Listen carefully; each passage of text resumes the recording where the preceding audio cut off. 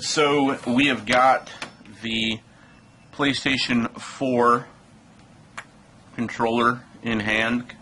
As you can see, the light here, and if you push the PlayStation button, it lights up. Battery built in, not removable. Micro USB as the charger instead of the slightly larger USB that it had before. Much like the Xbox controller, is now a headphone jack in the base of the controller, as well as an extension port.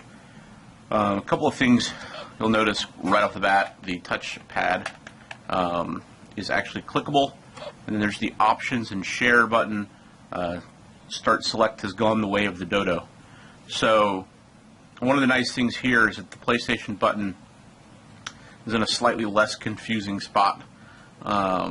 In the old controller, it was very common to sort of accidentally hit this. They put it in a spot that's kind of naturally guarded by your fingers. So one of the things you'll notice as well, as compared to the older Dualshocks, this controller is wider. The buttons are a little bit further apart, so if you sort of rest here, your thumbs are almost together, whereas here they've got a little more separation.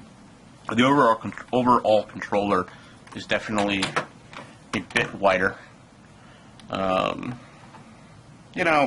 Half an inch, but it feels a little more solid in the hands, but it still feels very much like a PlayStation controller. So if you like this style, they haven't changed it too drastically, but made some improvements.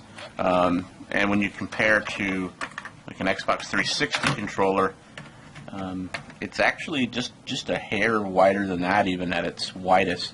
But clearly they're taking some cues from the general volume or width of the Xbox 360 controller.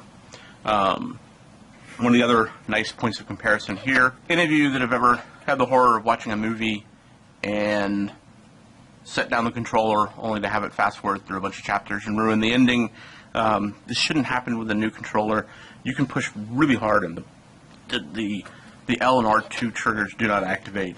This is not the case with the old controller, where just a basic sort of nudge would activate it.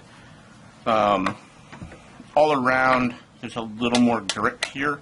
The old controllers sort of round out that way, and you can see this actually comes back towards your finger. And there's a little more of a texture indicator here that your finger is between the buttons, almost like a resting spot between them. If you kind of play this way instead of this way, but certainly seem more usable.